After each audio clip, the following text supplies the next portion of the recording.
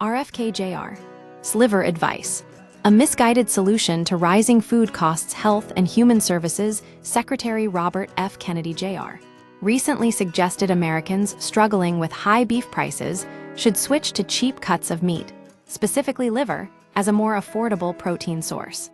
While technically factual liver is cheaper than steak, the advice is impractical, out of touch, and ignores broader systemic issues driving food insecurity. The problem with the proposal. Kennedy's recommendation highlights a disconnect between elite rhetoric and economic reality. The suggestion that struggling families simply switch to an unpopular, unfamiliar food item overlooks the root causes of rising grocery costs: stagnant wages, tax breaks for the wealthy, and cuts to food assistance programs like SNAP. Liver is not a staple in most American diets for a reason. It requires specific preparation, often soaking in milk to reduce bitterness, and many find its taste and texture unappealing. Suggesting this as a solution implies that people simply lack culinary knowledge or willingness to adapt, rather than facing genuine financial barriers, health risks, and ironies beyond practicality. Excessive liver consumption carries health risks. Registered dietitians warn of vitamin A and copper toxicity from high intake, potentially leading to nausea, headaches, and even organ damage. The irony isn't lost on experts.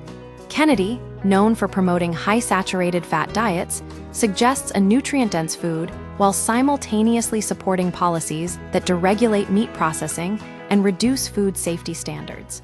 His advocacy for cheap protein feels tone-deaf given his own privileged position. It echoes Marie Antoinette's infamous "let them eat cake" sentiment, ignoring the systemic forces making groceries unaffordable for millions.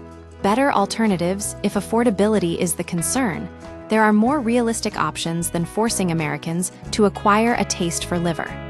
Plant-based proteins like beans and tofu are cheaper and culturally accessible. Shelf-stable options such as lentils, canned tuna, and peanut butter offer long-term cost savings without requiring specialized cooking skills. Systemic failure, not individual choice. The core issue isn't a lack of nutritional guidance. It's a broken food system.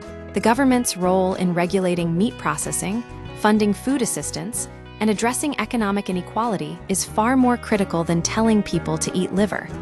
RFK suggestion is a distraction from deeper systemic failures. Real solutions require policy changes, not just individual dietary adjustments.